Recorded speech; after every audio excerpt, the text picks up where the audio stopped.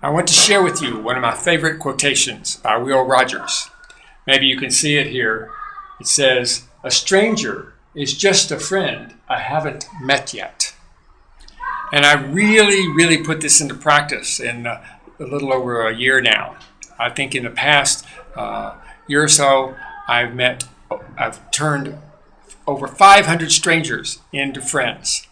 I call this program Strangers into Friends, an Evening with Dwight. So let me share with you how that works. Let's first go over here. I want to show you, I usually take some photos with me and my new friends at the end of each evening. And here's one of the photos that I took. So these three young people spent an evening with me getting to know each other. And I'll take you over to the room where we actually visit together. I call it my sitting room. And so please come this way. So I usually sit here, and I ask them to sit here. So why don't you go over and sit there now?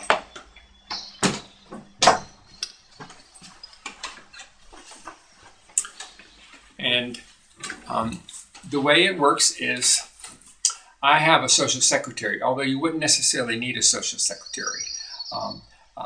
My social secretary put some advertisements on some websites here in Kunming, China, indicating that I would be very interested to meet some new people.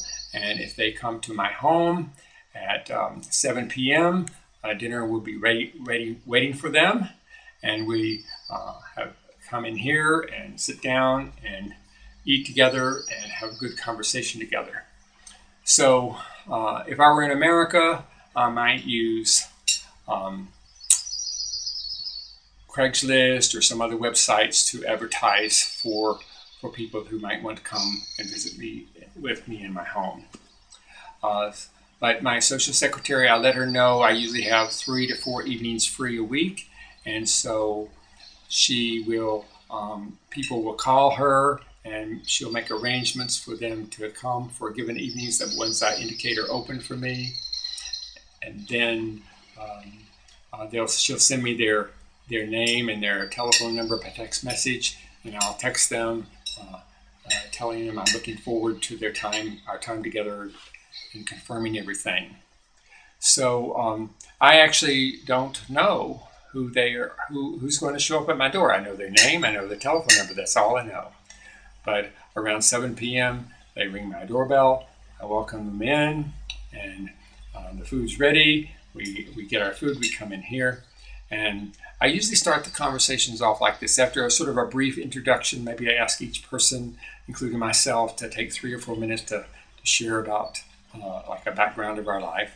But after that, I say, hey, I've got an idea how we can get to know each other. Why don't you ask me a question, and then I'll ask you a question, and we'll go back and forth like that. And I should let you know, I like personal questions, so please ask me personal questions. They're usually much more interesting. And if a question is too personal, I'll say, I think I'll pass on that one. Ask me another one. And the same with them. If I ask them a question that's too personal, they can pass on it too. But we go back and forth like this. So I might ask them, my first question might be, what do you like about yourself? What do you dislike about yourself?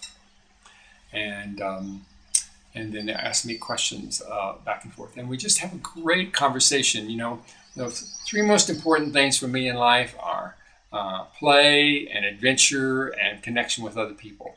So every time 2 or 3 new people show up at my home, it's just such an adventure together, and play and a feeling of the connection with them.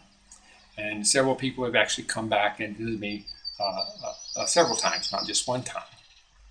So this is something that's an integral part of my life now. I wish I'd discovered it before, but I didn't. And some people are concerned, well, aren't you frightened? But I believe we're overly cautious in this way. And everyone that I've met has been very generous and friendly and open, and some people a little bit more so than others, but it's worked out every time. So I want to suggest this idea to you. If you're It may appeal to you. I'm pretty much of an extrovert. So it may appeal to you more if you're an extrovert, but I think it'd be valuable for anyone. Try it. You'll like it.